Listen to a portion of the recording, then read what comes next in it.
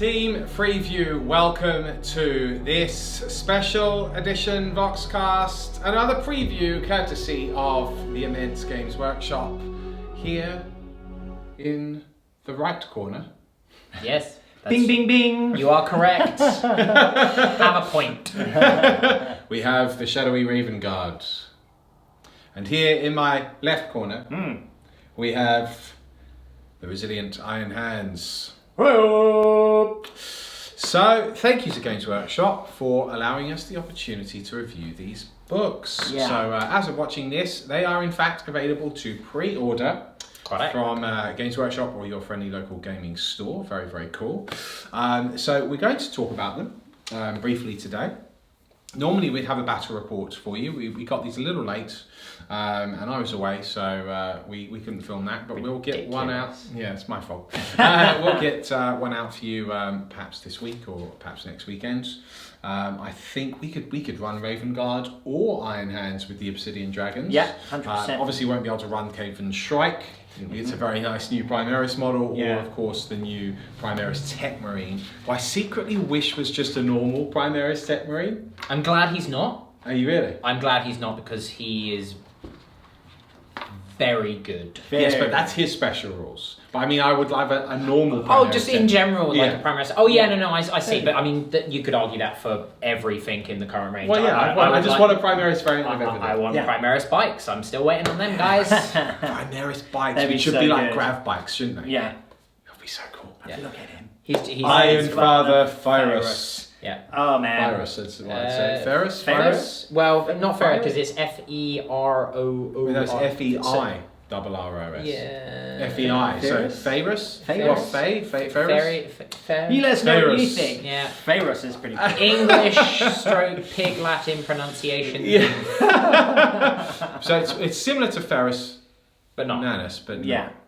Okay. Yeah, but he has a head.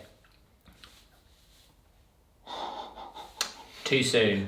It was 10,000 years ago, and I think it's tough. It's Still too soon. Yeah. Okay, so look, this is how we're going to proceed today. What we'll do is we're going to look at the special rules of both and sort of just have a bit of a comparison. I think that's probably the best way to do this. Yep. We've both had, or we've all had a brief look at the books. We're already formulating some impressions. My first impression is, my goodness, Iron Hands are incredibly good. Yes. Right up there with Ultramarines, in my opinion. And depending on the some build, would say better, yeah. Yeah, depending on the build. Better. Depends what you're going to do. Yeah. It does depend on what you're going to do. The Ultramarines are still extremely powerful. Yeah. You can't ignore the fact that you can fall back. Yeah. They're and essentially powerful keep through their shooting. versatility Yes. and their special characters. Yes. I would say the Iron Hands are powerful from like a brute force. Yeah. perspective. I mean, it's a It's real. raw firepower. I mean, talk about castle tactics. for sure. Iron Hands have Yeah. got that down. You had a really good comparison for them, Bo, didn't you? Yeah. So these guys they play a bit like Death Guard now. They're not quite as tough, but they are resilient. You know, with the you can get them having 6 up field no pains or even 5 up field no pains with some of the rules in here as well. But they hit so much harder. So what they lack in that defensive, and they kind of don't really lack in that defensive, No. they make up in spades with their weaponry. The amount of firepower that you can punch out at this, and actually they're quite maneuver. I mean, I'm getting ahead of myself here, but like they're just so interesting. Yeah, you don't have to be static. No. You don't That's have the to be- thing. Yeah. Then They've got some very interesting builds that you can do. Yeah, They do. 100%. I mean, should I talk about? Well, should we get right Yeah, into yeah, the let's go special into it, rules? yeah. So what I'm let's do it. referring to is calculated fury. So whilst the Devastator Doctrine is active, models with this ability do not suffer the penalty for moving and firing heavy weapons. Amazing. In addition, whilst Devastator Doctrine is active, when resolving an attack made with a heavy weapon by a model with this ability, you can reroll hit rolls of 1. So no need for captains. No need for captain. You start with the Devastator Doctrine on, and You you're do. probably going to stay in it. and you probably stay with it. Yeah. Yeah. Now, there is a lot of. To be fair, I think, well, not even to be fair, I think it's awesome. Yeah. It's very fluffy for Iron Hands. Yeah. You know, they are supposed to have, this affinity with machinery. The machine god and everything. Yeah. And I think it absolutely makes sense that their vehicles and heavy weapons are the things which they would maintain the most and probably train with the most. Yeah. So what we've got now is a good representation in the rules of, I think, what they would be like in the fluff, which is fantastic. Agreed. It just happens that, in my opinion, that is a core ability. And bear in mind, Calculated Fury is only available to you of your entire army, just like the other Codex supplements. It is Iron Hands, which I love. I think that's great. Because it gives you it gives you an incentive to do that. Otherwise, you could just take what you want. Right? Yeah.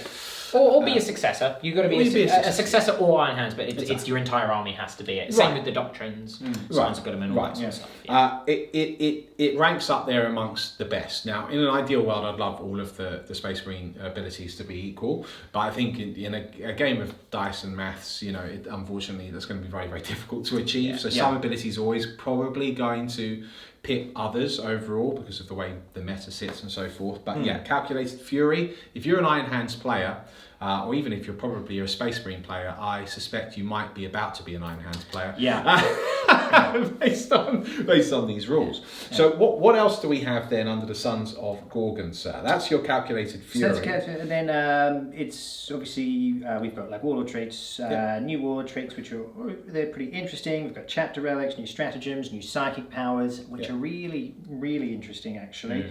They've got the new tactical objectives obviously in there as well. So effectively, it's taken the same vein as the previous Ultramarines and White Scars. So we're seeing you've got your own relics, and in fact you've got your special issue war gear now as well, right? Which is cool. So you've basically got 2 pages of relics. Why not? Their own psychic discipline, which is cool, and then your own warlord trait. It's just bringing that flavour in again. Like, Space Marines now, they actually feel like individual chapters, which is really cool, right? Because before they kind of didn't. It was a bit thin before, wasn't it? Because even the stratagems, I felt. Would you agree? They were very. They felt diluted. You've got a little pamphlet of stratagems, like if you were a specific, like Vigilus supplement or something, you just got a few extra stratagems. Whereas these books do feel meaty enough to warrant them having their own flavour. Yeah, exactly, which is great. I mean, first off, maybe we should talk a bit more about Farius. Fairus. All right. Just because it'll kind of show you where you can go with it, and because you really, guys, are probably going to build your list around him. Yeah, you would. He's just it's incredible. He's just really good. He's really, really good. So let me walk you through. Got to break it down. So obviously he's got the Angels of Death ability, which is great. So first things first, he's got something called the Signum Array. At the start of the shooting phase, you can select one friendly Iron Hands unit that is within 3 of this model. Models in that selected unit have a ballistic skill characteristic of 2+ until the end of that phase. So that's the whole unit? Yep, so he just chooses one. So that could be an Executioner, or it could be a unit of Devastators. Whatever. You're rolling ones to hit now as well, because you're in Devastate Doctrine. Yeah, exactly. This is where it starts to get wild. And actually, I will preface just something I'm kind of feeling is, you don't need... There's some stratagems and stuff which are interesting in here, but the buffs that you get, actually, you don't need a lot of command points to run this. It's not like a dual battalion sort of list, in my opinion, because most of the stratagems I see that you're going to want to use, the maximum is 2, and the rest of them are just 1 CP. And because of these buffs and everything that you're going to put in there, it does lend to having like spearhead detachments and all that sort of stuff. Yeah, exactly. So. Interesting, very, very interesting. So first we've got that. He's Master of the Forge. So when this model repairs a vehicle using the Blessing of the Omnissiah, so he's got that as well, ability, the vehicle model regains up to 3 lost wounds instead of D3. I think that's amazing. Strong. Now there's also stratagems as well, which we'll talk about later. Yeah. But so that's 3 wounds back on a repulsor or executioner or whatever is a very, very neat trick. And remember, as Iron Hands, if you're running like the Flesh's weakness, I think it's all Flesh's weakness is their chapter trait. Yes. So obviously there you count double the wounds remaining for your damage table. So something like an executioner with 16 wounds, do they have? 16, yeah. So not only do you now have to do 12 wounds to it, because you're still, if you've got 8 to 16 wounds remaining, you're still at full capacity. So you need to take it down to 3 wounds to get it down to ballistic skill 4, and then if he's nearby, he just goes, "Nah, I'll go straight back up to BS3, mate." Yeah, it's mad. He's incredible. He's very, really I'm just good. going to drop it as well. He's 110 points. Yeah, I was getting to that. Sorry about that. I was building. So I thought you'd missed it. No. I just needed to let them. I was going to go. You got to finish on that. I was going to go. And guess how much? He costs. You got to finish on that bombshell. But anyway, yeah. So he's 110 points. But this is it. Is he 110 points? Yeah. Wow. And there's actually more if you just. See, calm I made down it like for a moment. I made it like you did say it, so I didn't steal it from you. Okay. I'm supposed to be the interrupter. So. Right, so he's got Artifice Bionics, so when this model loses a wound, it's on a 5. He can ignore it on 5s instead of 6s, so that's pretty cool. It's nice. So he's an absolute weapon. He's got 7 wounds. He's got 7 wounds as well. 2 up armor save. He doesn't look like he has any invulnerable. Oh, hang on. Yes, he does. Does he?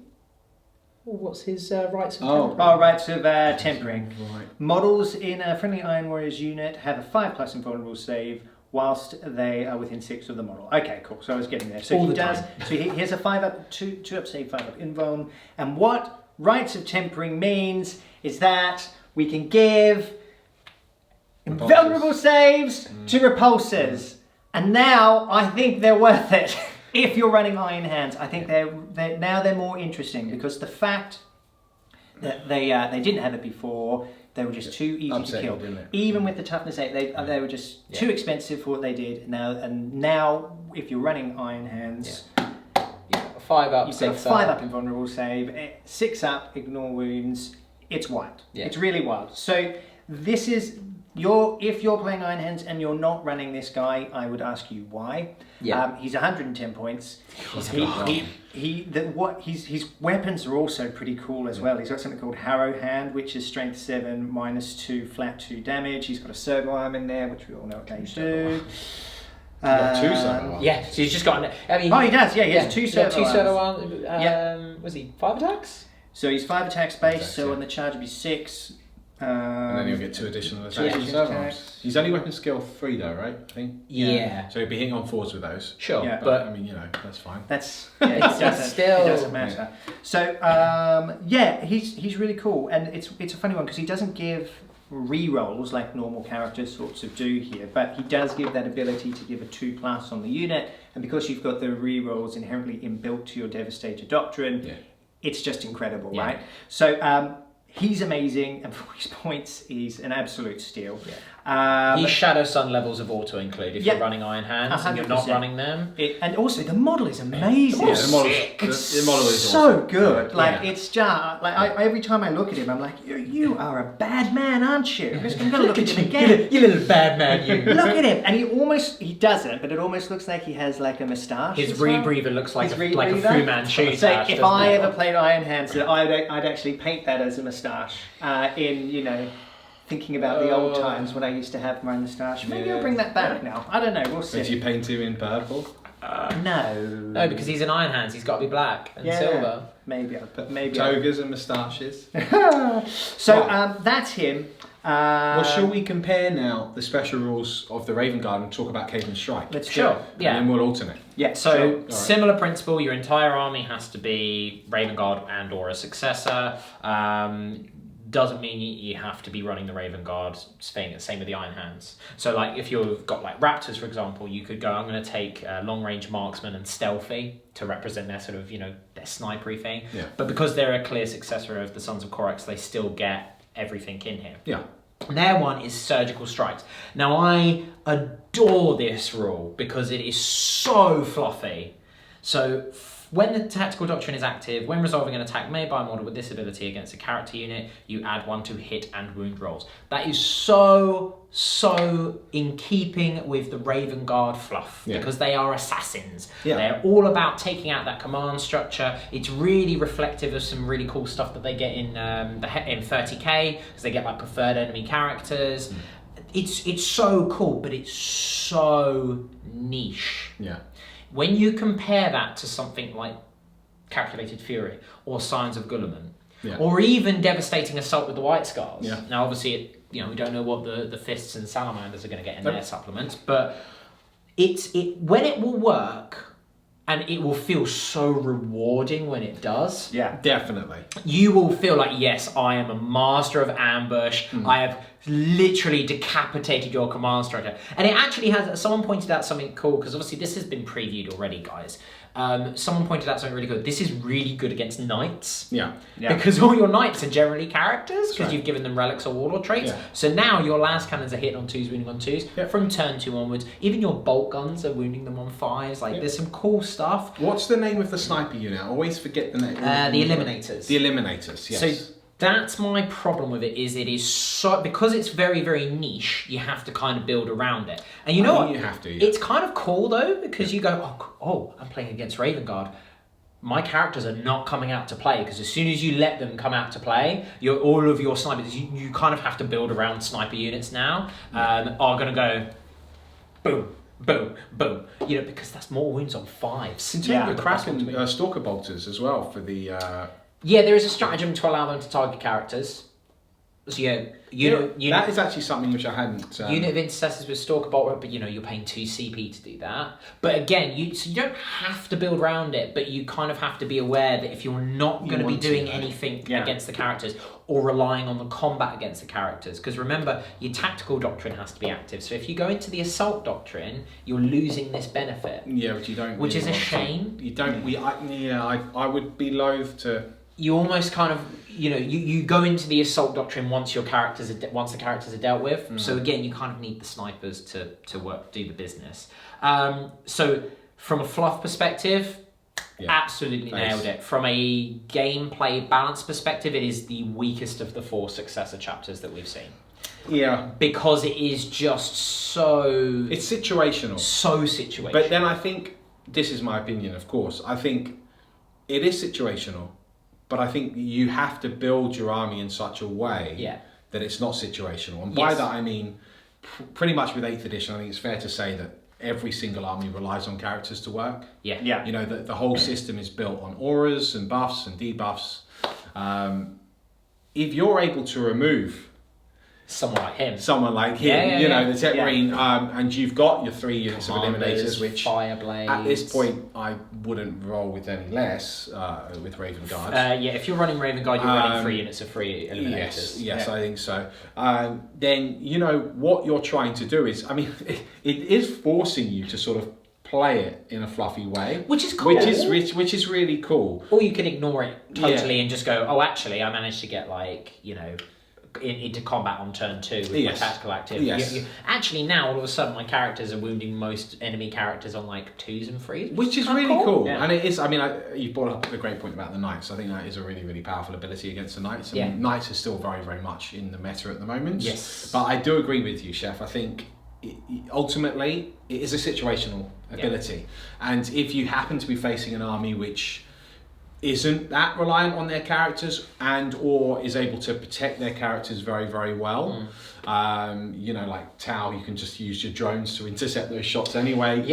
So it's not all of a sudden they can have as many snipers as you want, you don't really care. Then it does become, literally situational, whereas the Iron Hands ability, there isn't a time where it's not effective. Any army you face, it's going to be effective. Which, that's the way it is. So, that's the special rules. For Sons of Korax. As I say, it when it works, and there will be games where you're using it and it pays off big time. You'll be like, oh yes, you'll feel so good. But I think those games will be few and far between in comparison to, as you say, Calculate Fury, where every game you do that, you can be like, oh yeah. But let me say this though, from a gameplay point of view, they interest me more than the Iron Hands. Yes. Yeah. Although I love the Iron Hands, I've always loved the Iron Hands fluff. I just liked Ferrus Manus, and I thought what happened to him was terrible. But I think from a game, because it is so rewarding to make that army work. Yeah. That's why you play it.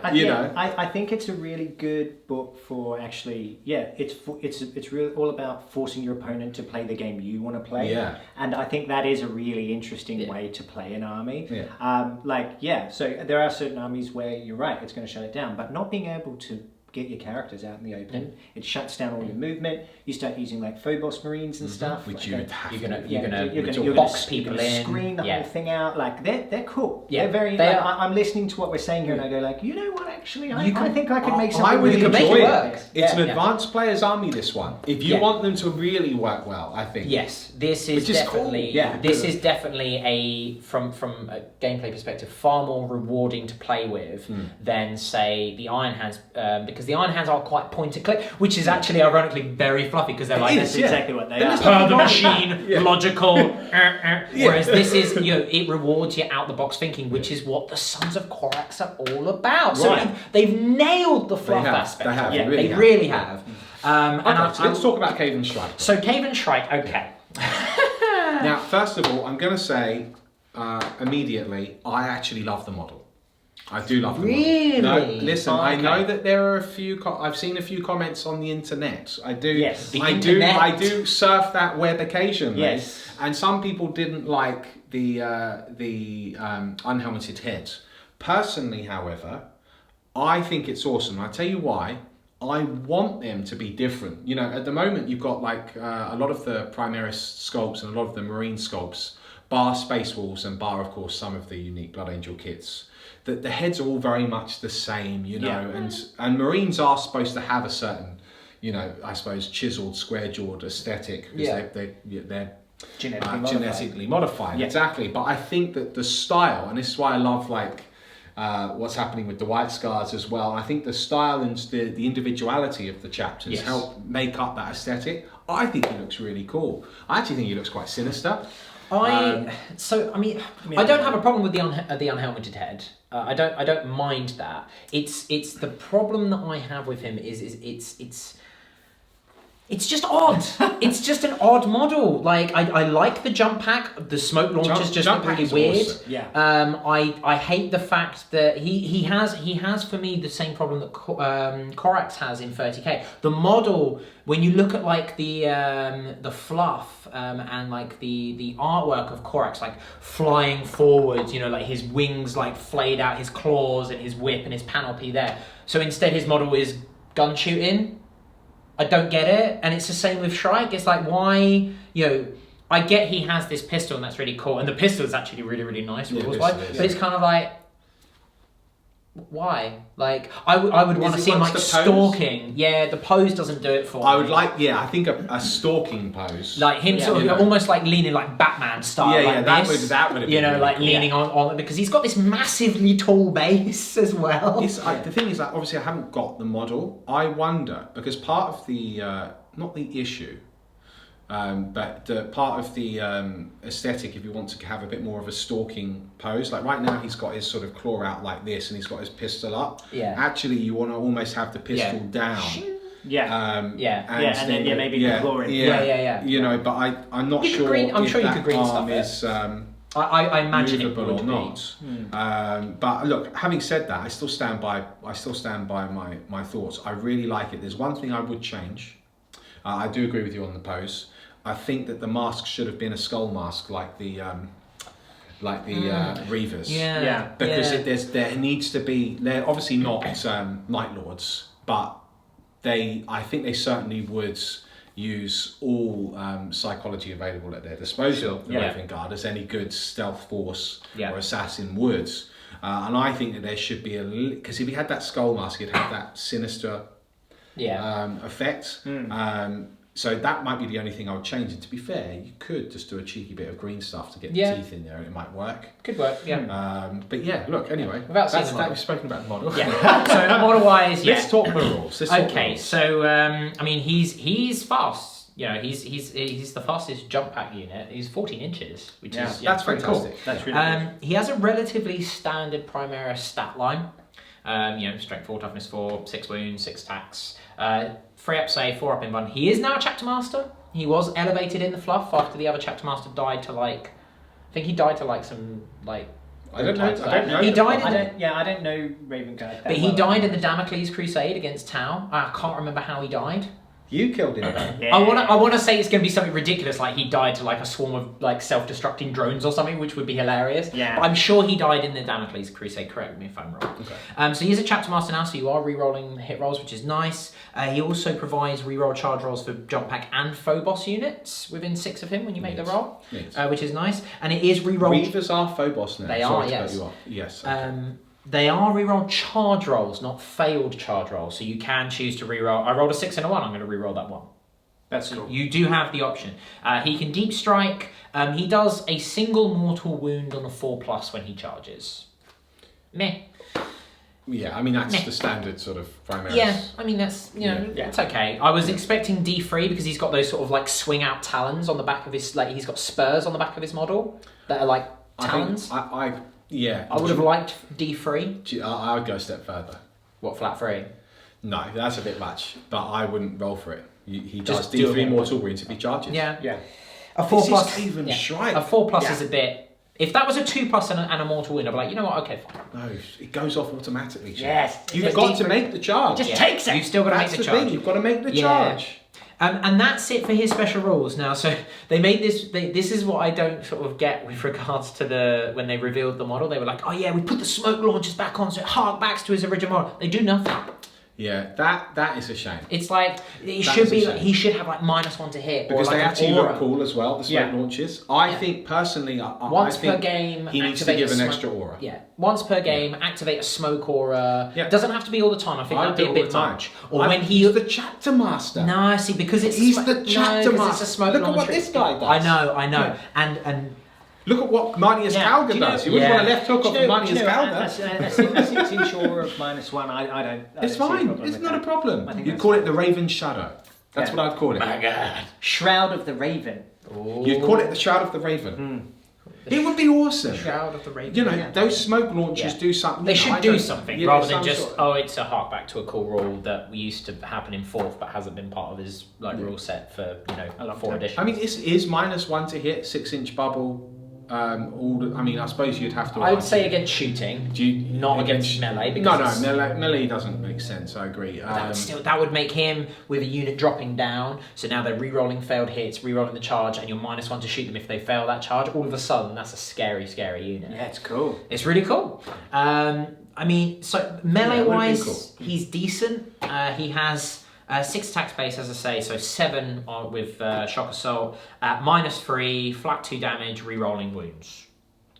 So he is actually, despite the fact he's hit, so he's hit on 2s and re-rolling the fails, but he's actually less damaging than the Iron Hands guy, which is again kind of cool. He's gone for the flurry rather than the hammer. Yeah. He'll chew through an infantry squad. Oh, he'll chew for an infantry Pretty squad. smart, mate. And again, remember, if you're using him to go character hunting, now he's getting +1 to hit, so he's negating any minuses to hit characters. He's wounding them with a +1, re-rolling fails. Yeah, which is really. He's pretty nasty, and his pistol's really quite good.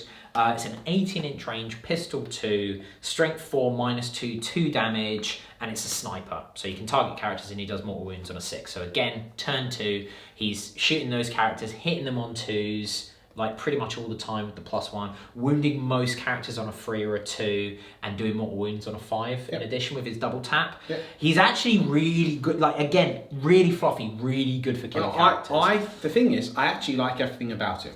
But he's 130 points. He's 130 He's points. more expensive than He's the more guy. expensive than this Than the guy. Iron Hands guy. He is. I don't understand. The other thing is that I think he could be 130 points. I can wear that.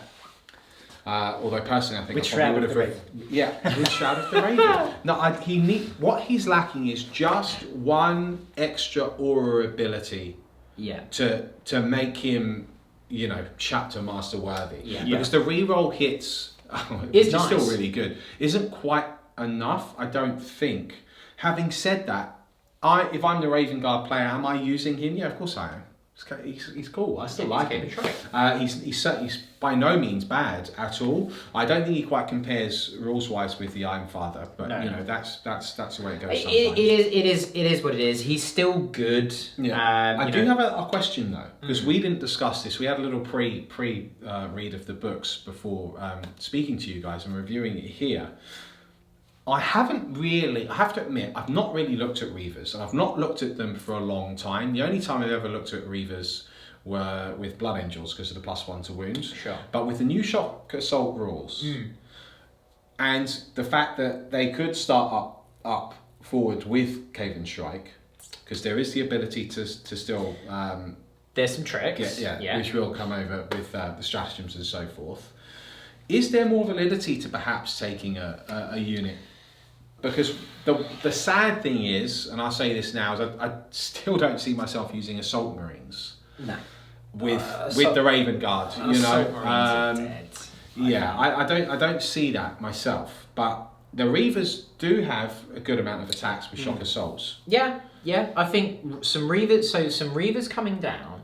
I would argue that Reavers with the carbines rather than the combat knife and the pistol. Yeah.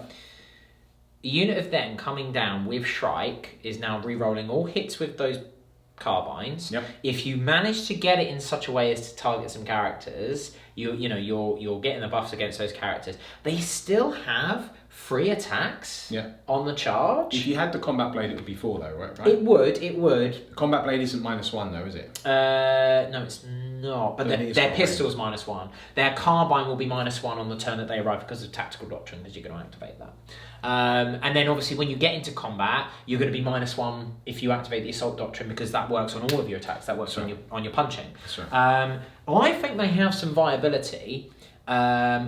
The issue is and this is just the general thing with Primaris anyway, is they don't really have those dedicated combat units yet. No. They need them to really make use of some of these like charging and tricks and assault doctrines.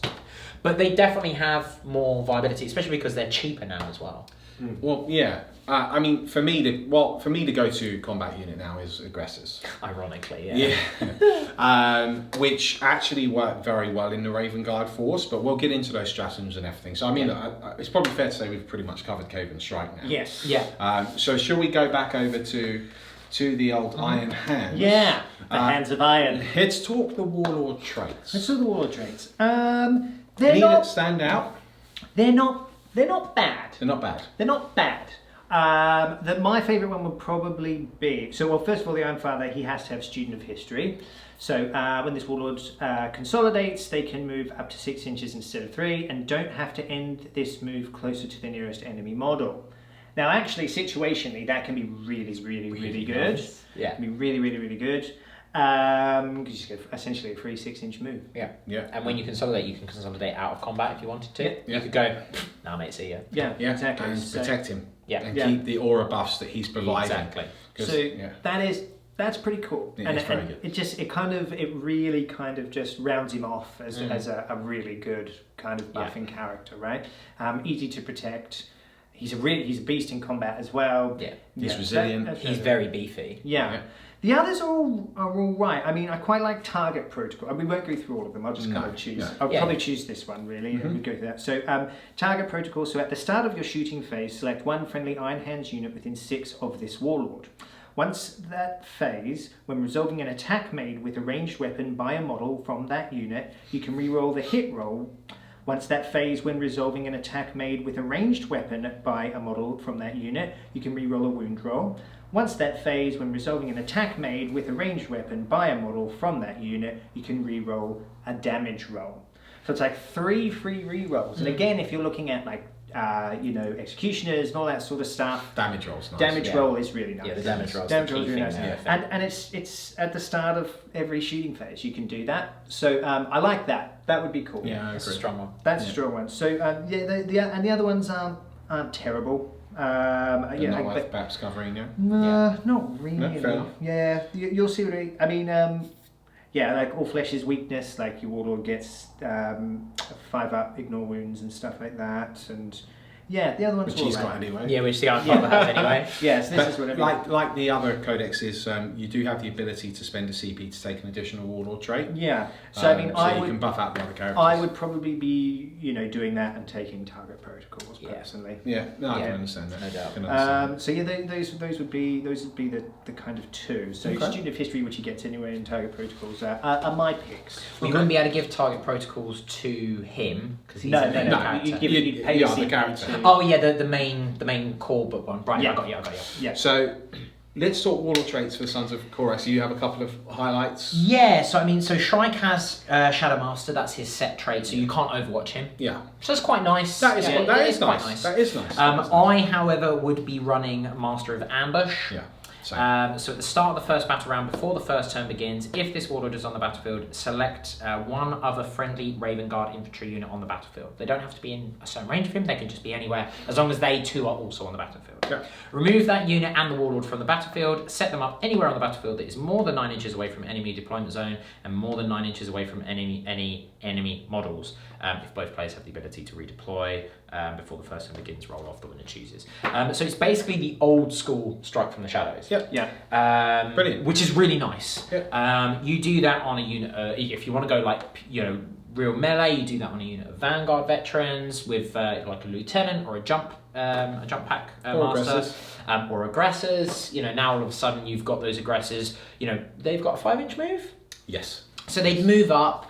They're sure they don't have the tactical doctrine active or anything like that, but they move up. If your opponent has sort of front lined, you're going to be 4 inches away now with a character to support them as well. Or you can just sort of sit there And shoot twice. and just shoot twice. Yeah. You're going to be within that 18-inch range. You can just set up in cover. Remember, as Raven Guard, if you're in cover, you've got all of those bonuses. Yeah. Or you can use that in conjunction with the with some odd successor ones that you might want to do. You could have a real good play around with it. I think I'd have aggressors using that. Unit of 6 aggressors with every a captain or a lieutenant in there. Yeah, it's cheeky. And because it's at the start of the first battle round, but before the first turn begins, you've got the option to go, you know what, actually, I've set up over here, and there's my opponent set up, a unit of, a really hard counter to that unit. We're on the other side if I want to be. Yep. Or if you know that you're going first, you go, cool, I'm going to go for the Alpha Strike. You've got the flexibility, which is really nice. There are some tricks. There's Like, some the more good you look tricks. at- It's not, you have to deep dive and you have to be willing to, to be honest, I think I'm going to say, you have to be a good player to use the Raven Guard properly. You got to You have to be. You've got to be a cerebral player. Yeah, If you're so- not, it's not for you. It's not your army. Yeah. So I'll be holding on to the old iron hands.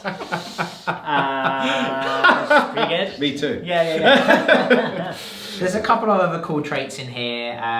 So the other one that sort of stands out to me is friendly Raven Guard units within 6 of the Warlord can be chosen to charge even if they advanced. Yeah, it's nice. So that's a nice You ability could there. take your Vanguard, couldn't you? You can still. I think Vanguard are still. Some lightning claws. Yeah, and I stuff. think that. But there's a few others that are kind of you've got to be careful how you use them. I think. It's just Raven Guard unit, yes, not just infantry. I mean, don't Raven Guard forget, units. These guys can still run a cheeky smash captain. Yeah.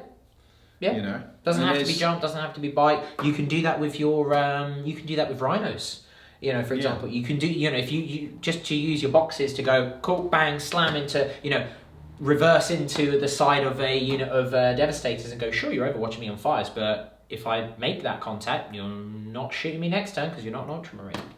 You can do that to slam into a unit of broadsides. You've got the options to utilize these tricks. Like you say, you gotta ever think about it? Plan around. But I mean, a trio of smash captains and Caven Shrike would look pretty cool. Yeah. Because there are ways to manipulate the charge a little bit as well. Yep. Very true. In addition to that reroll. So there are some tricks, but you've got to, Okay, so those are your Warlord traits. Yeah. Just a little highlight there. Should we cover the Relics of Medusa and Special Issue War Gear? Yes. Pretty Any interesting. highlights? Well, for me, I mean, looking at the Ironstone, which was amazing in the previous edition, for those who played it. Yeah, this is the one that was previewed, and it's basically, I'm going to make up. I heard you like Wave Serpents. Yeah. I've now given Wave Serpents to Space Marines. Yeah, and now bear in mind, huge. It's huge. So, Mr. Bain. So when resolving an attack made against an Iron Hands vehicle, units within 3 of a friendly model with this relic reduce any damage inflicted by 1 to a minimum of 1. Now all of a sudden, those Riptides, those Broadsides, those heavy Gatling Knights, everything that uses those Disintegrators, all those things that are damage too, because that is kind of the main anti-tank stuff at the moment. Is high rate of fire damage too. High rate of fire damage too is now suddenly going to come up against an Iron Hands castle and go, oh no. Yeah. Yeah. And one that damage. castle will probably have a 5-up invuln. It'll have a 5-up It's gonna be the invuln. Iron Father. It'll be, you'll be winning it on 5s. It'll have a 5-up invuln. Just dawned on it. It'll have a 6-up feel no pain, and you're going to need to get so much damage through. So I think that'll and things like Hemlocks as well, because I think they're 2 damage, aren't they? Yes. And they're very, very ubiquitous in the meta. There's a lot of anti-meta stuff in there, I think. A lot. It even curbs the old. Crimson Hunter Exarchs with the Star Cannons and Pulse Laser. Yeah. Correct. Curbs it. Certainly takes a lot of edge off. Yeah, it takes a lot of edge off. lot It's only a of 3-inch edge off. bubble, but you know what? That's easy. It's easy. All day. Easy to Easy to do. get 3 repulsors or executions or whatever. Just have them in a little fan. You have the 2 characters behind. Everyone's within 3. Yeah. Bob's Job job. done. Easy peasy. Yeah, That's not a problem. There's lots Screen. of And charging them is difficult. You've got the -2, they're 5-up Overwatch, and they've got fly. Yeah. So it's not like you can, and that works in combat as well. Oh, and you've Yeah. damaged one of my vehicles. Don't Yeah, worry. just heal 3 it. wounds back. Heal it. That's a bit matched though, isn't it? Oh, you've Bit damaged it, so it's not going to shoot very well on. I'm Iron Hand, so it doesn't really. Am I down to like 2 wounds? Like, You've got to. That's not the magic word. Police! There are ways around it. Obviously, what you've got to do is know your target priority, and you've got to absolutely obliterate Hammer that one. You've got to unit. destroy one at a time, and you've got to be systematic about it. but it would just take so much longer. It means you're probably only going to kill the one rather Because than they're maybe ignoring one wounds on cripple one. 6s Yeah. as well, right? Mm-hmm. Because everything's affected now for Yes. Marines, which is fair because every other So codex you're had that for making a long time. everything all-way wave serpents. Yes. essentially. Yep. Yes. And how frustrating are they to play That's against? still amazing. I don't Yeah. know why people don't run it more. They're so good. Yeah. Good. Yeah, I mean, That's the main. Do you even need to talk about the other relics? Not really. not really. There's a couple of cool ones. I quite like the Gorgon's Chain. So a model with this relic has a 4-up invulnerable. When resolving an attack made with a ranged weapon against that model, subtract 1 from the wound roll. Yeah. That's That's nice. That's putting Yeah. that on a character is quite good. Yeah. There used to be a Smash Bike Captain. which Oh, the Iron Gorgon. Hands- Oh, the old that's Gorgon's right. chain. Yeah. smash. Because these are all the Something. same names from the previous Yeah, yeah, edition. yeah. It was before you were playing, actually. Yeah, Medusa's Bane. It was like 6th edition, sorry. It wasn't Yeah, 7th, Medusa's was it? Bane, Axe Yeah. Medusa. And there's a couple of fun ones here. Like there's something called Haywire Volts, which I was reading, which I thought was quite cool. What's so when that you do? give a model this relic, select 1 bolt weapon that model is equipped with. When the bearer shoots with that weapon, you can only choose for it to fire a heavy bolt. Or you can choose rather to fire a haywire bolt. If you do, you can only make 1 attack with that weapon. But when resolving the attack, if it is made against a vehicle unit, an unmodified wound roll of 4 to 5 inflicts D3 mortal wounds, and an unmodified wound roll of, and that's in addition to any other damage, right? Nice. And then an unmodified wound roll of 6 does 3 mortal wounds in addition. Yeah. That's Tasty. pretty cool. Cool. Tasty. Good Yeah. fun. Yeah. Yeah. So Yeah, there's dig it. like the output of firepower that these guys have now Yeah. is frightening. Yeah. If you build it correctly, and the survivability that they have is frightening. And there's some really nice. We'll get onto the stratagems in a sec. We'll go over to these relics, but there are some stratagems here that just make them. Yeah, scary. Even scarier.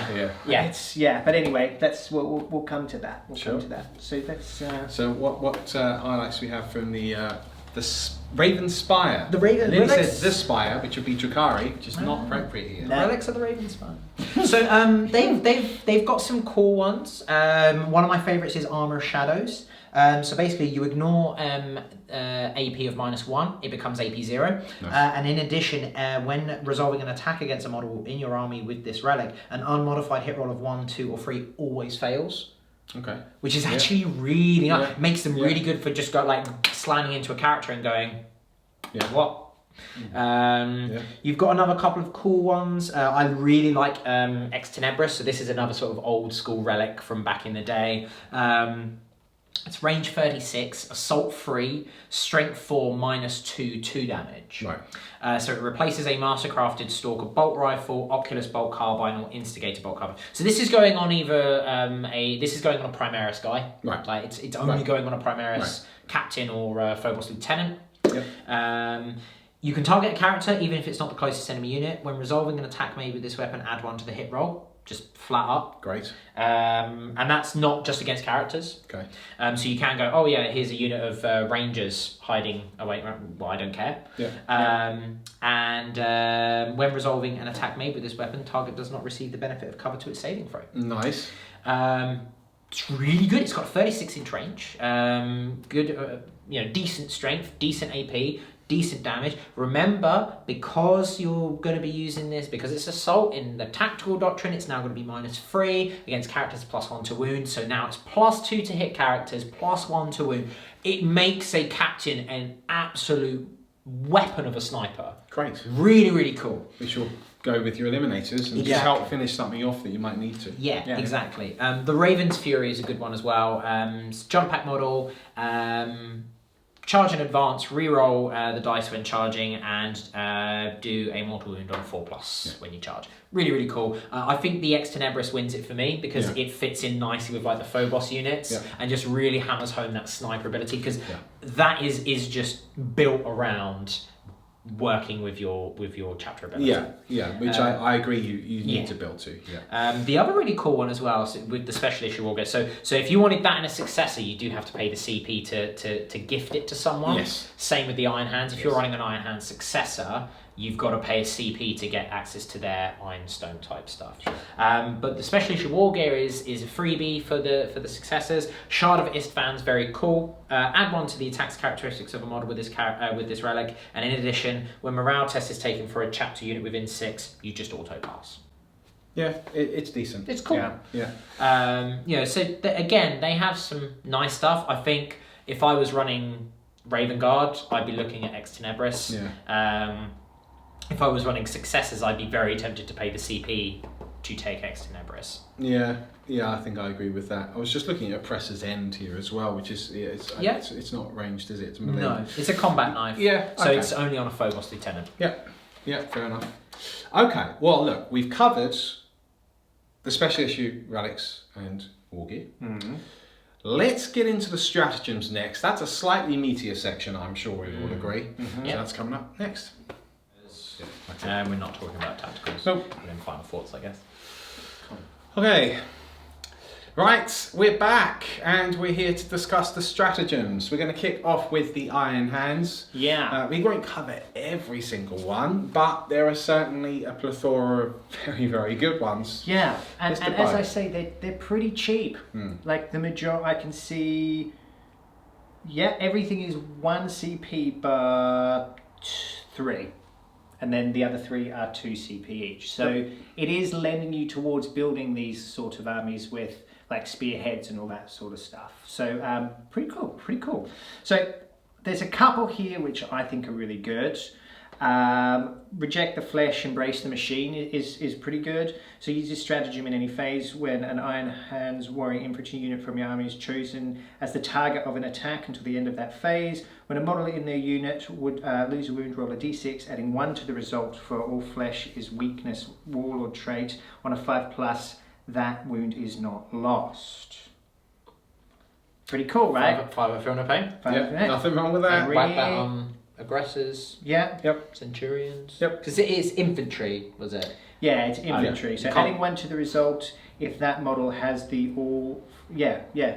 It says the. It's only 1 CP. Well, hang on a minute. It says if it has the warlord trait, all flesh is weakness. Yeah, which was the 5-up warlord trait. So you could have a character with a 4-up Feel No Pain, basically. Okay. So that's cool. I thought actually that was a bit more of a thing. And okay. Yeah, but it's not. I thought you could just give it. Okay, cool. No worries at all. Well, that's still pretty cool. My favourite one though. Where is it? Yeah, this to me, given the survivability of your army with certain objectives, is really key. So I think it's called the Mnemonic Auto Savant. So use this stratagem at the end of the turn after achieving a tactical objective. If an Iron Hands warlord from your army is on the battlefield, right? So do not discard the tactical objective. At the start of the next turn, it is once again active. You can only use this stratagem if the mission you are playing uses tactical objectives. This can only be used once per battle. Huge. 2 CP.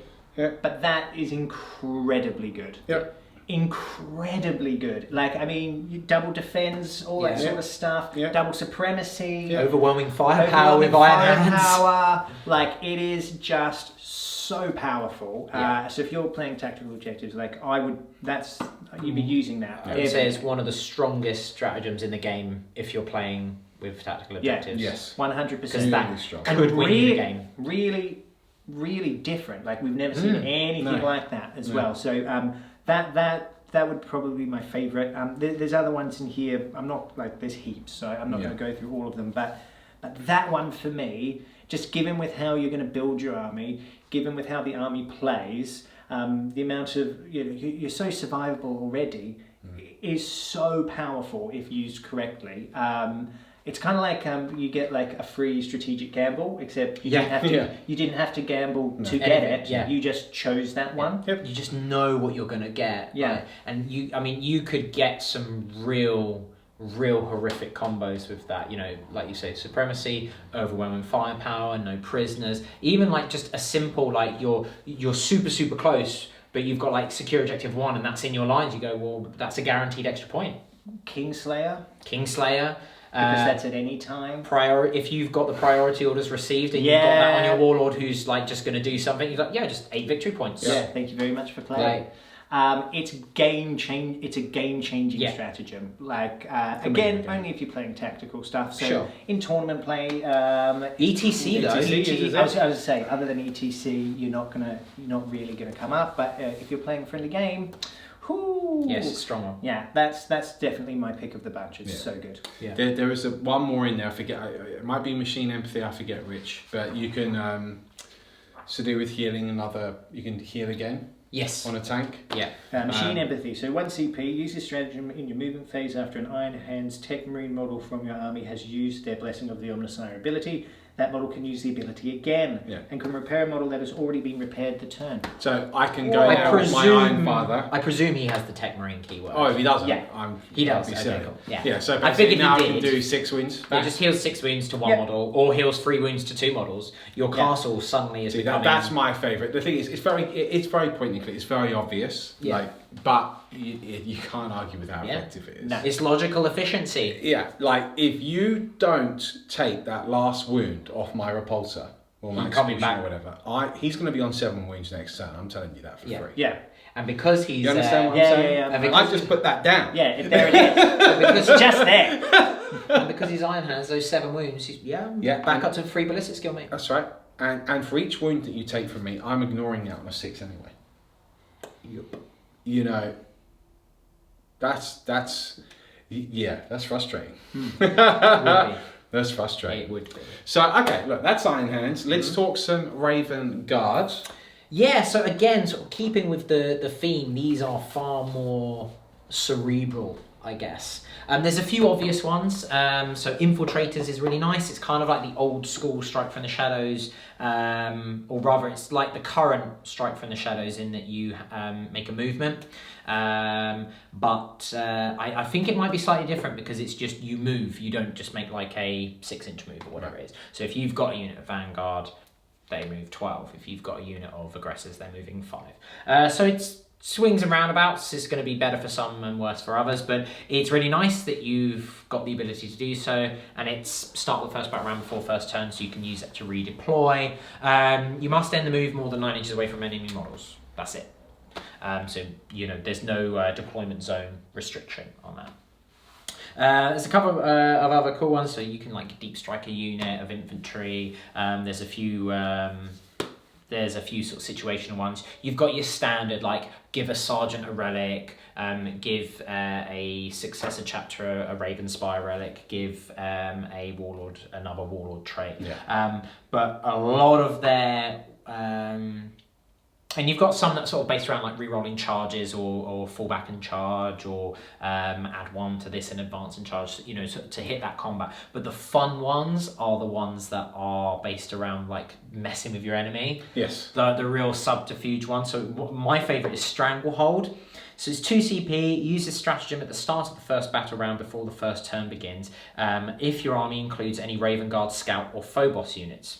which you will. Yes. Until the end of that battle round, you can roll 1d6 each time your opponent spends command points to use a stratagem. On a 5+, your opponent must spend 1 additional command point, or else that stratagem has no effect, cannot be used again this phase, and the command points spent so far are lost. Brilliant. You're going to use it all the time. So good. Yeah, you'd use it all the time. You'd use that all the time for It 2 will CP. pay for itself because you'll starve your opponent. You'll be starving your opponent. And the fluff of it is like perfect. It's like by the time the enemy engages the Raven Guard, their rear lines are already in the talon grip of the chapter's covert vanguard, choking them off from vital battlefield support. It's just really cool. It's really cool. There's another really nice one for the tactical objectives, sort of similar to yours. Use this stratagem as 1 CP after your opponent generates tactical objectives at the start of their turn. Select 1 objective marker in your opponent's deployment zone. If you are controlling that objective marker and there are any Raven Guard infantry or Raven Guard biker units from your army within 3 inches of that objective marker, you can select one of your opponent's active tactical objectives. That tactical objective is discarded and your opponent generates a new tactical objective. You can only use this stratagem once per turn and only if you're playing tactical objectives. Yep. So now all of a sudden you start going like, oh, I'm playing against a Tau army and they drew overwhelming firepower. No, get rid of that. No thanks. That Draw another one. is, again, that's actually very powerful. Yeah, Yeah. There's another one that I really love. What's the one where you basically haywire mine up the objective? Yeah, a deadly prize. Use this stratagem at the end of your turn. Select 1 objective marker that is within 3 inches of any Raven Guard infantry units from your army and are not within 3 inches of any enemy units. That's the objective. So you have to be controlling it and boxing it off from your opponent because you need the time to set up the bomb. Yes. Next time the enemy unit, an enemy unit moves within 3 inches, or ends their move within 3 inches of that objective marker, rather. So you can move past it. So if you have to be within the 3. Roll a d6 on a 2 to a 4. They take d3 mortal wounds. On a 5 or a 6, it takes 3 mortal wounds. You cannot use this stratagem on the same objective marker more than once per battle. But you know what? That's really good because you know so often games are won by just running like a single dude onto an objective, and then you go, all right. Those clutch moments in like ITC or an Eternal War mission where you've got to hold more than your opponent or whatever. Yeah, the end of the battle round, and they've only got like 2 infantry to go and grab that one, and at the end of your turn, you've gone, I'm going to make that booby trap. You combo that with so good. You combo that with the incursors. You just drop a haywire mine on the objective. Yeah. So now anyone approaching that objective is probably taking like 2d3 mortal wounds. Yeah, and I would be running a lot of incursors. I would run dual battalion 5 incursors. Yes, I agree for sure, and just bombs everywhere. It'd be hilarious. Yeah, so they've got some really, really cool ones. Again, you've got to almost play the long game. You got to think about not necessarily the overt power of those objectives or of those stratagems, but what they could do for you, like the Stranglehold. Even the fear of it can make you go, you know what, I'm not going to use these stratagems turn 1. You go, cool, that gives me some breathing room. Yeah. It's the same when someone goes, here's my Calidus, and you go, oh, on a 4+, I'm spending extra CP. How badly do I want to use rapid fire? How badly do I want to use what's another sort of really like command and control? I'm just using Tau because we had a recent game with the Tau. How badly do you want to use it and potentially risk chewing through your command points very, very quickly? If it gives you some breathing room, it's 2 CP well spent. If it makes your opponent burn through their CP, it's 2 CP well spent. It's the really, really sort of the thinking man Space Marines, these ones, I think. Yeah, for sure. Very cool. So those are stratagems, brief overview. That leaves us with the psychic disciplines. Yes. So any highlights for you, Mr. Bone? Yeah, there's a couple here. So this is called the Technomancy discipline, which is cool. So Blessing of the Machine God isn't bad. So it goes off on a 5. If manifested, select a 1 friendly Iron Hands vehicle within 12. You can only select a Titanic model if you do this on an 8. And so that would come into Forge World, I guess, if you're using Thunder Orcs or something. So until the start of the next phase, when resolving an attack made by that model, add 1 to the hit roll. Nice. Yeah. On a 5. Brilliant. So strong for a 5. So makes their shooting amazing. Which it already is amazing. Executioner for a 5 on 1. Next to the Iron 5, so you've now got 2 Executioners. Hitting on 2s, re-rolling. Yeah. Grim! Another one I really like is Psi Steel Armor. So what charge of 6. If manifested, select one friendly Iron Hands unit within 12 of the Psycho until the start of the next psychic phase. When resolving an attack made against that unit, add 1 to the saving throw. It doesn't work on invulnerable saves though. Right. But still, again, like if you're holding if you've got to hold on to that defend objective or something like that, it just makes them that much more survivable. Your Marines are something like 2-up saved, you know what I mean? And then, then you can put some other and then you get that, and then you go, oh, do you know what? I want that objective again. So I'll just have that again. Yeah. Do you know what I mean? I really like that one. I'll just keep making sure that they've got the armor and everything. Yeah. So it's cool. Like it all kind of goes through that, and the rest aren't bad either. So we've got Objuration Mechanicum.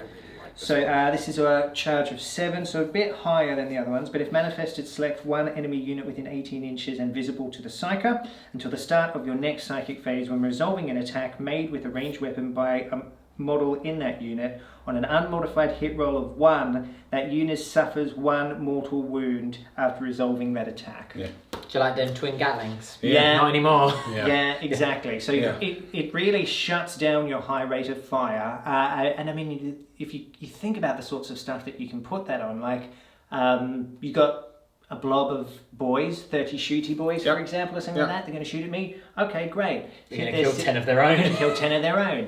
My Riptides don't like that. My Broadsides don't like that. No, I will hopefully have the marker light on, but if I don't, it's just like, okay, why do I shoot? Yeah. Because it's just says 1. So it's not like you can take a maximum of. No, you're just taking those mortal wounds. You're just taking those mortal wounds. And so that is...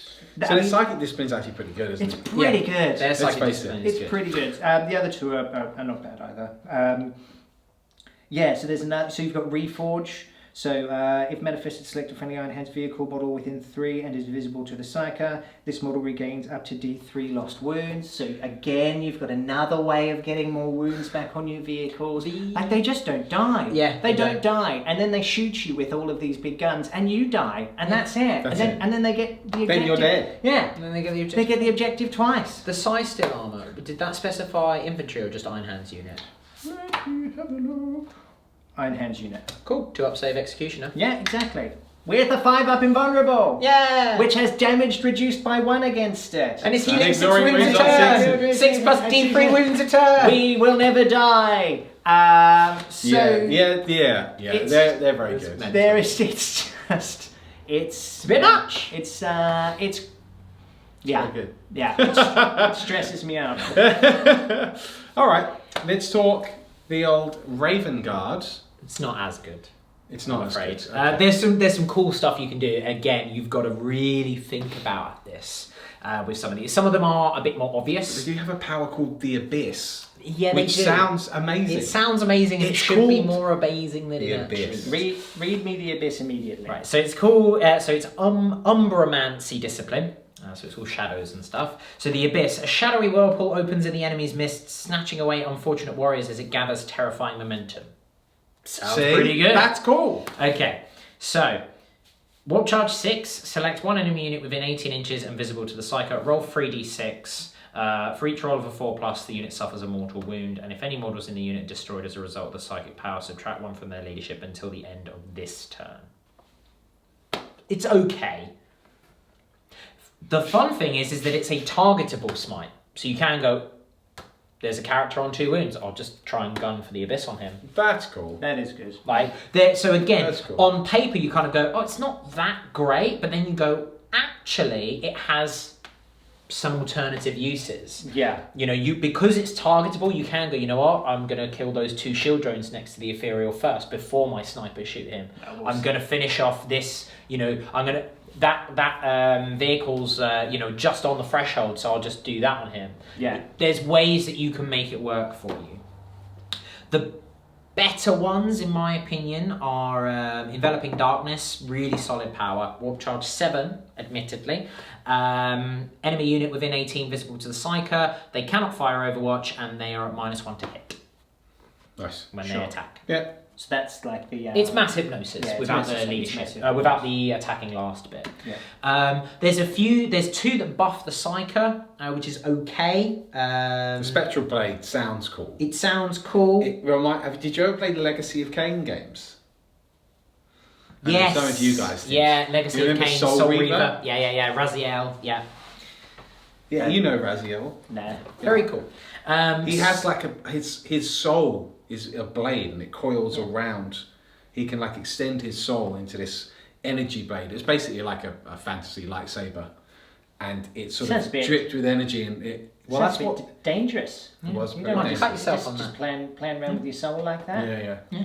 What if you lose it? Yeah. What if you drop it? You put it down and the bus comes. You get on the bus and then you just don't You'd have be a dead. soul. Oh no, I've left my soul behind. Yeah, You'd be exactly. dead. But, Yeah. okay. Well, But he was a vampire though, so he was undead, wasn't he? So did he So how have did a soul? have a soul? Because I think he was clinging on to it. I forget the can't story. remember. He didn't want to be made a vampire, but Cain made him one. What's Kane's problem? Cain was a real bad dude. Yeah. Yeah, he was a real bad He was a dude. bad man. Yeah. I feel quite sad. I mean, Spectral Blade is cool. It's Warp Charge 5. Until the start of your next Psychic phase, the Psyker's strength is equal to their leadership characteristic. Most Psykers are like leadership 8 or 9. If you're attacking someone who has a lower leadership than the Psyker, it's AP 4. It's okay. You know, for It Warp sounds Charge 5. cool. It sounds cool. Again, it's got some utility, but you know, It sounds cool. It sounds cool. I'm still thinking about Kane Yeah. He's a bad dude. I told you. and Raziel. Yeah, well, I'd say Raziel. Raziel. I'd say Raziel, but you said Raziel. I think it's IE. Either way, completely off topic. Yep. Yeah. I mean, you know, Raziel would be a Raven Guard. No, he would though. He's basically a ninja vampire assassin. Yep. Uses a soul blade. Yep. He's very A little bit of StarCraft Protoss in there, really. Yes, yeah. I never played StarCraft, so No, you're now referencing stuff I don't understand. Well, we were referencing stuff that Bone didn't understand, and you But just carried on going, That's didn't you? okay. I'm like a sponge. You know, so their powers are okay. You know, there's a few. Shadow Step is the one that they previewed on the thing. So it's pick a character within a team, remove them from the battlefield, set them up more than 9 inches away. It's Warp Charge 7. It is, You know, but and look, that's I think you again on a Smash Captain or whatever. Sure.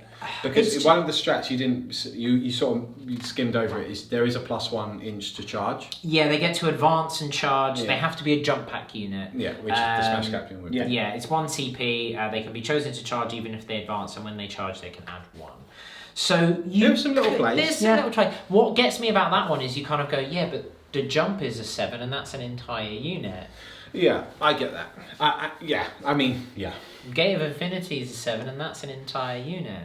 Yeah, but that's again, Grey Knights. Don't. We're not going to talk about Grey Knights. You've got to, again, you kind of, for me, I would look at that one and go, that's not for an Alpha Strike. That's in my back pocket to go end of the game onto an objective. End of the game, go get Line Breaker to break a tie or get behind enemy lines, things like that. Yeah. You know, or there's some things you can do with it, but it's not something that I would build a plan around. No, it's a yeah. I think if I was going to run a Psyker with Raven Guard, I would only take the 2 powers. I would take Enveloping Darkness and Abyss. I don't see the need to be running a second librarian, whereas I think with the Iron Hands you almost want 2 librarians because their spread of powers is really nice. It's really nice. It's the same with the White Scars. Their spread of powers is really good. Yeah. Whereas I think the Raven Guard are a bit more of the Ultramarines, so it's kind of like they've got some good powers, but there's only really 2 that you're going to run. I think I would have had a more manipulative style with Umbrancy. You know, like something like the Abyss. I would have, it could just be that targeted smite, which you're doing. Yeah. But if you, instead of like the whole morale thing, you get -1 to your leadership, I would have something like you halve your movement. But that's a you halve that unit's movement, so it's like a debuff. But that's proper debuff. That's what the Phobos Librarian can do anyway with the Vanguard powers. Which I would probably you're going to use over Umbrancy. Yeah. So shall we just call the Vanguard powers actually the Raven Guard's real powers? Pretty much. Yes. It's almost like they've been misdirecting you this entire time. Oh! Throw the book away. It's a fake. Brilliant. I think, but I mean that sort of ties in with the Raven Guard as a whole. I think Phobos for Raven Guard are It is gonna Raven be, Guard, isn't it? They're going to be such a big winner. Yeah. I'd go almost solely Phobos. I would be very excited to run a dual battalion with 6 incursors. Yeah, Yeah. Maybe 5 incursors and an infiltrator squad just to go, no. I control this battlefield, not you. Yeah. But so you should. Yeah. That's got to be your game. I think. That's Yeah. got to be your game for the. But then you get the problem of going like, yeah, but now where's all my heavy hitting stuff coming from? Well, that's where I think you have to go. Right, I'm going to have some cheeky smash captains lurking in the shadows. Yeah. They're my assassins. Sure. My flock of ravens that will come in with not talons but Sing-you huge to thy rest. sledgehammers, Yeah. which are powered by the machine god himself. Yeah. Yeah. Yeah, that's what you'd have to do. Yeah. But your heavier weapons. It's a tough one. I've you might already want said to- aggressors. I'd have. Yeah, you might want. Yeah. You might Just like punch. that whole thing we were talking about with las cannons and knights. I mean, some devastators might Yeah. fit somewhere in there. I think as well. I think some devastators, 9 eliminators, guys, like no doubt. Like no doubt, because That's just a even given. when those characters are gone, they're still like pumping out D3 damage and mortal wounds, with their snipers, or just the frag rounds, just thin down some hordes and help your incursors. I think you're taking the Invictor war suits as well, aren't you? 100%. Yeah. Oh yeah. So I mean, look, it's a high pressure army and it's a board control army. No doubt. But I agree. I don't know where you're going to get that heavy support. You're probably going to end up supporting yourself with tanks, but Which is just it that doesn't odds with the quite Raven Guard. feel Yeah. right somehow, does Which it? is weird. I think devastators for sure, as you say. Yes. Yeah. Yeah. And until some more Primaris stuff come out, I mean, once they release the Hell Furies, so there's this little bit of fluff in the main book about like these Primaris units called Hell Furies, so they're similar to the Hell Blasters. Except good. Well, I think I like a Hell Blaster. I think they're going to be a melter unit. Yeah. So now a unit of course. Primaris, like a heavy infantry melter unit with Raven Guard who are now infiltrating away from you.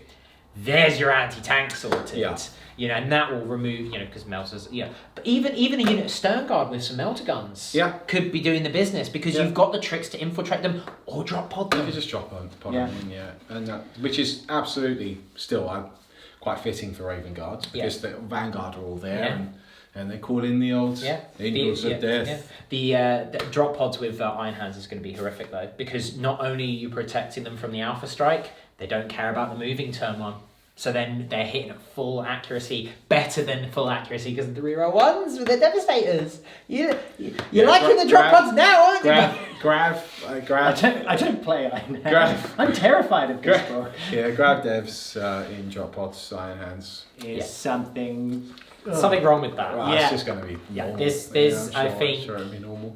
Yeah, I mean, on paper, Final Thoughts, Iron Hands are the stronger book. Yeah. But you can definitely do some tricks here. I just think that there's just something missing from the Marines as a whole in terms of Primaris. Yeah. And that is your dedicated combat units, which will affect both your Raven Guard and your White Scars, and your dedicated anti-tank units. What they've got at the moment, like the Las Fusel Eliminators and the Hell Blasters, they're just not sufficient. 2 and 3 damage is, and not great range, not great strength. It's just not enough. Not quite enough. To deal with like a tank, sort of heavy army or a knight meta or what I'm gonna say is gonna be an Iron Hand meta. Yeah. I think Iron Hands are gonna hit the scene in a horrific way. I have to agree. I think Ultramarines will be as prevalent. Yes. It may well be that Iron Hands do indeed overtake them, but Ultramarines still have an incredible amount to offer. Yeah. Look, it's an interesting one, isn't it? I think I hope that you Cerebral players out there are going to adopt the Raven Guard and make good use of them, because I do think actually they can perform very well, but I'm the first to admit it's nowhere near going to be as easy to use as Iron Hands or Ultramarines or some of the other chapters. But look, we've got another 2 codexes now. Yeah. So that brings us up to 4 supplements for the Space Marines. Yeah, 2 more to go. 2 more to go. I'm excited about salamanders. So am I. Yeah? I'm really excited. So am I. I've always just really liked them I as a think they're chapter. awesome. Yeah. So I'm really interested to see what they do with them. Yeah. I'm excited. Yeah, same. It'd be cool to see what sort of model they do as well. Yeah. only going by the trends that we've had a model for each, right? Vulcan. Yeah, well, I imagine, I imagine it would be Vulcan Primarisified. Yeah. Lysander, I presume he'll get, like, I mean, what better way to introduce a proper combat Gravis unit than by using Lysander? Yeah, true. You know, because he's, you know, just an absolute weapon in his suit anyway. Yeah. What I'm intrigued about is obviously their, you know, abilities, but also their psychic powers. I mean, Pyromancy is an obvious. Are we going to get Siegemancy? But I don't know. These disciplines have existed. Again, this happened at the end of 6th, didn't it? Technomancy, Umbramancy is new. Is it? It's a newly named one because there was we had it before. No, because there was I think there was 4 towards the end that all Marines could use. You had Technomancy, you had Geomancy. Geomancy, that's the one. Which could be quite fitting with the Imperial Fists because it's to do with shifting the battlefield. You're making makeshift, defenses, which would be quite cool. You also had. Oh, it's going to really bug me now. I can't remember the others. I cannot remember. I'm gonna have to go digging.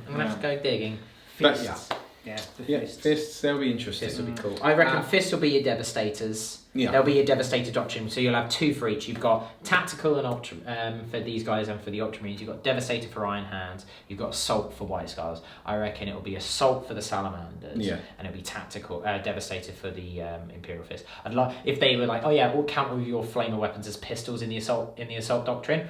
Oh my goodness. Oh wow. That'd be amazing. Yeah. Any flamer or melter becomes pistol, you'd be like, hello. that'd be sick. That'd be really cool. We'll see. I mean, We'll how see. far was it between these ones and the first batch? About 3 weeks? Not long. 4 weeks? 4 weeks? No, it's been a while. It's been about Is it? No. 5 weeks, hasn't Well, it? because we 4 filmed. weeks. 5-6 weeks. We filmed the Voxcast. 8 weeks. We filmed the Voxcast for the Space Marines Shall and I the have a look? supplements. When it was my first week. Yes. So that would have been the 16th of August. Yes. The day before the release. So it's been, so up for pre-order, then up for release. It's about a month. About 4 weeks. So like 4 weeks. So at the beginning of 4 weeks. October. Yeah, that's what you said. Not 8. So what? We're looking middle of October. We're gonna get the other ones. Well, you'd think so, yeah. Based One on history. Yeah. So, And look, and then in good the to me. future, this is absolutely an opportunity now to get those Blood Angels updated, to get the Space Wolves updated, because there's a lot of new units. So those books are obviously in crying need of having all of these new units inserted into their books. I think Primaris Ragnar, Primaris Dark Dante, Angels as well, Primaris Azrael. They would all be great. they would all be awesome. Yeah, they would Yeah. be awesome.